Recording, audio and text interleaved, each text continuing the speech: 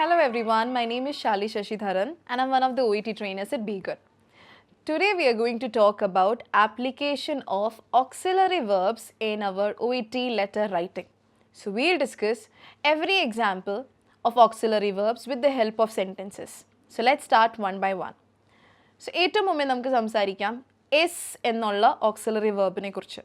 So is എന്ന auxiliary verbനെ കുറിച്ച് പറയണമെങ്കിൽ you should have a good idea about simple present tense.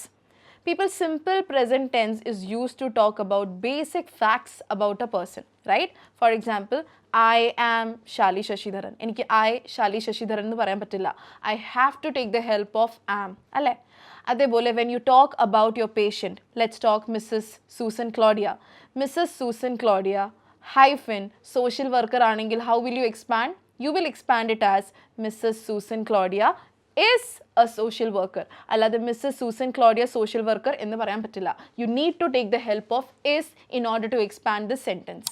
അതേപോലെ ടാസ്കിൽ തന്നേക്കുക Mrs. Susan Claudia hyphen smoke hyphen 15 cigarettes per day. How would you expand it? Mrs. Susan Claudia smokes. Here you will apply subject verb agreement. You remember what was subject verb agreement? Subject verb agreement according, if the subject is singular, verb is singular, you add s to the verb.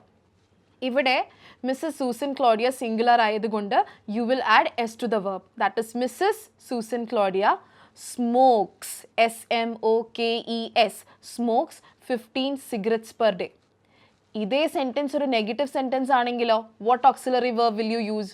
You will use does. അതായത് Mrs. Susan Claudia does not smoke. So ഇവിടെ എന്താ ശ്രദ്ധിക്കേണ്ടത്?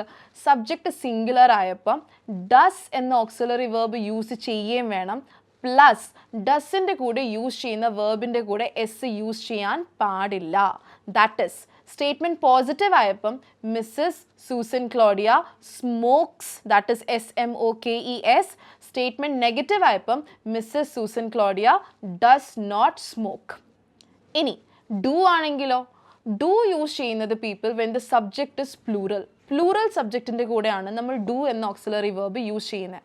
Four example, Mrs Susan Claudia and her husband do not appreciate home visit. ഇവിടെ subject plural ആയതുകൊണ്ടാണ് നമ്മൾ do use ചെയ്യുന്നത്. Plural സബ്ജക്റ്റിൻ്റെ കൂടെ മാത്രമാണോ നമ്മളിപ്പോൾ ഡു യൂസ് ചെയ്യുന്നത്? Exceptions are I and you. With I and you also we use plural auxiliary verb. അതായത് I do not appreciate home visit, you do not appreciate home visit. പക്ഷേ singular subjects ആണെങ്കിലോ she does not appreciate home visit, he does not appreciate home visit. Plural subject ആണെങ്കിലോ ഞാൻ മുമ്പേ പറഞ്ഞ പോലെ Mrs. Susan Claudia and her husband do not appreciate home visit. So ഇവിടെ നമ്മൾ is, does and do നെ കുറിച്ച് സംസാരിച്ചു. Now let's talk about has. Has is an auxiliary verb again which is used to represent singular subject. എവിടെയാണ് ഇത് നമ്മൾ use ചെയ്യുന്നത്? ഇതും നമ്മൾ സിമ്പിൾ പ്രസൻറ്റ് ടെൻസിനെ എക്സ്പാൻഡ് ചെയ്യാനോ അല്ലെങ്കിൽ സിമ്പിൾ പ്രസൻറ്റ് ക്യാരക്ടറിസ്റ്റിക് എക്സ്പ്ലെയിൻ ചെയ്യാനാണ് നമ്മൾ ഹാസും യൂസ് ചെയ്യുന്നത്. ടാസ്കിൽ എന്ത് വരുമ്പോഴാണ് നമ്മൾ ഹാസ് യൂസ് ചെയ്യുന്നത്? For example, Mrs Susan Claudia hyphen hypertension. മലയാളത്തിൽ പറയുമ്പോൾ മിസ്സസ് സൂസൻ ക്ലോഡിയയ്ക്ക് ഹൈപ്പർ ടെൻഷൻ ഉണ്ട്. എത്ര നാളായിട്ടുണ്ട് എന്ന് ഡയഗ്നോസ് ചെയ്തു എന്നല്ല സ്റ്റേറ്റ്മെൻറ്റ് മീനിങ്. പേഷ്യൻറ്റിന് ഹൈപ്പർ ടെൻഷൻ ഉണ്ട്, അതായത് പിന്നെയും സിമ്പിൾ പ്രസൻറ്റ് ടെൻസ് എങ്ങനെ എക്സ്പാൻഡ് ചെയ്യും? Mrs Susan Claudia has hypertension. Remember, ഞാൻ ഒരു ടൈമും യൂസ് ചെയ്തിട്ടില്ല. Mrs Susan Claudia has hypertension. ഇനി ഇതേ കാര്യം ടൈമിൻ്റെ കൂടെ വന്നാലോ? ഇനി അത് സിമ്പിൾ പ്രസൻറ്റ് ടെൻസ് അല്ല. ഇനി ഇതിൻ്റെ കൂടെ ടൈം ഇൻഡിക്കേഷൻ വന്നാൽ അത് പ്രസൻറ്റ് പെർഫെക്റ്റ് ടെൻസ് ആവും. അതായത് Mrs. Susan Claudia hyphen hypertension hyphen 2008 എന്ന് വന്നാൽ what you need to be careful about, ഇനി ഈ കണ്ടീഷൻ ഹൈപ്പർ ടെൻഷൻ എന്ന കണ്ടീഷൻ 2008 ഡയഗ്നോസ് ചെയ്യിപ്പിക്കപ്പെട്ടിട്ട് ഈ കണ്ടീഷൻ ഇതുവരെ ഉണ്ട്. ഇവിടെ ഇനി ഞാൻ പ്രസൻറ്റ് പെർഫെക്റ്റ് വേണം യൂസ് ചെയ്യാൻ. പ്രസൻറ്റ് പെർഫെക്റ്റിൻ്റെ ഓക്സിലറി വെർബ്സ് എന്തൊക്കെയാ? Has plus V3, have plus V3 in active voice, has been plus V3 and have been plus V3 in passive voice. ഇപ്പോഴും ഒരുപാട് സ്റ്റുഡൻസ് ഹാസും ഹാസ് പ്ലസ് V3നെ സെയിം ആയിട്ടാണ് consider ചെയ്യുന്നത്. Please people be very careful about it. Has is A different auxiliary verb, has plus V3 is a different auxiliary verb. She has hypertension. She has been diagnosed with hypertension since 2008 തമ്മിൽ നല്ല വ്യത്യാസമുണ്ട്. She has hypertension simple present tense. She has been diagnosed with hypertension since 2008 present perfect tense ആണ്. So has beenും clear ആയെന്ന് വിശ്വസിക്കുന്നു. Now let's talk about was. Was എന്ന auxiliary verb past tense ആണ്. Right? Was എന്നൊരു auxiliary verb past tense നെയാണ് indicate ചെയ്യുന്നത്.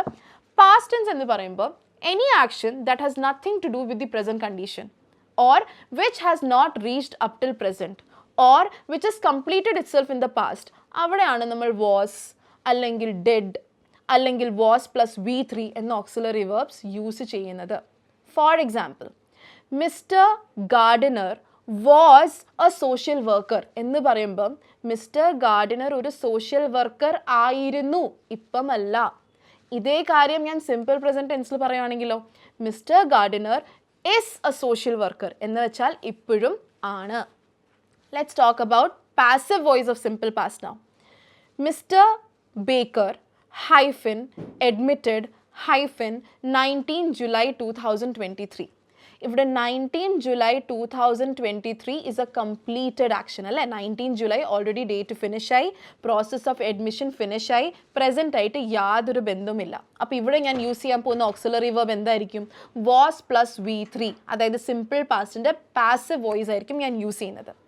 Because ഇത് വേറൊരാളാലാണ് admit ചെയ്യിപ്പിക്കപ്പെടുന്നത്, അതുകൊണ്ടാണ് ഞാനിവിടെ പാസീവ് വോയിസ് യൂസ് ചെയ്യാൻ പോകുന്നത്. എങ്ങനെ യൂസ് ചെയ്യും? Mr Baker was admitted on 19 July 2023.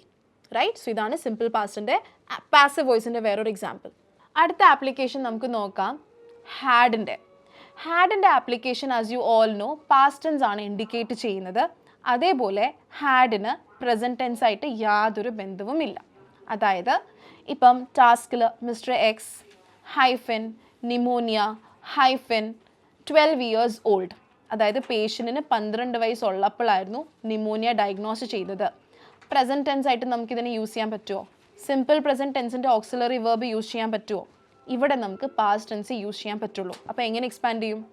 Mister X, ഒന്നെങ്കിൽ പറയാം mister X had pneumonia when he was 12 years old, അല്ലെങ്കിൽ പറയാം mister X was diagnosed with pneumonia when he was 12 years old. So നമ്മൾ എന്തൊക്കെ ഓക്സിലറി വെർബ്സ് ഡിസ്കസ് ചെയ്തത്? Is discuss ചെയ്തു, simple present indicate ചെയ്യാൻ വേണ്ടി. ഹാസ് ഡിസ്കസ് ചെയ്തു, again simple present ടെൻസിനെ discuss ചെയ്യാൻ വേണ്ടിയിട്ട്, എക്സ്പാൻഡ് ചെയ്യാൻ വേണ്ടിയിട്ട്. ഹാസ് ബീൻ ഡിസ്കസ് ചെയ്തു, പ്രസൻറ്റ് പെർഫെക്റ്റിൻ്റെ ആപ്ലിക്കേഷൻ മനസ്സിലാക്കാൻ വേണ്ടിയിട്ട്. ഡസ് യൂസ് ചെയ്തു, സിമ്പിൾ പ്രസൻറ്റ് ടെൻസിൻ്റെ നെഗറ്റീവ് സ്റ്റേറ്റ്മെൻറ്റ്സിനെ എക്സ്പാൻഡ് ചെയ്യാൻ വേണ്ടിയിട്ട്. വാസ് യൂസ് ചെയ്തു, സിമ്പിൾ പാസ്റ്റ് ടെൻസിനെ എക്സ്പാൻഡ് ചെയ്യാൻ വേണ്ടിയിട്ട്. സിമ്പിൾ പാസ്റ്റിൻ്റെ പാസീവ് വോയിസ് ആയ വാസ് പ്ലസ് V3 ഡിസ്കസ് ചെയ്തു, അതായത് when the admission or any management which is done by somebody else in the past we use was. അതേപോലെ ഹാഡ് യൂസ് ചെയ്തു again in order to talk about simple past which has nothing to do with the present condition. So ഈ എല്ലാ auxiliary വെർബ്സിനും നമ്മുടെ letter റൈറ്റിംഗിൽ genuine ആയിട്ടുള്ള application ഉണ്ട്. So use it wisely. Thank you every one.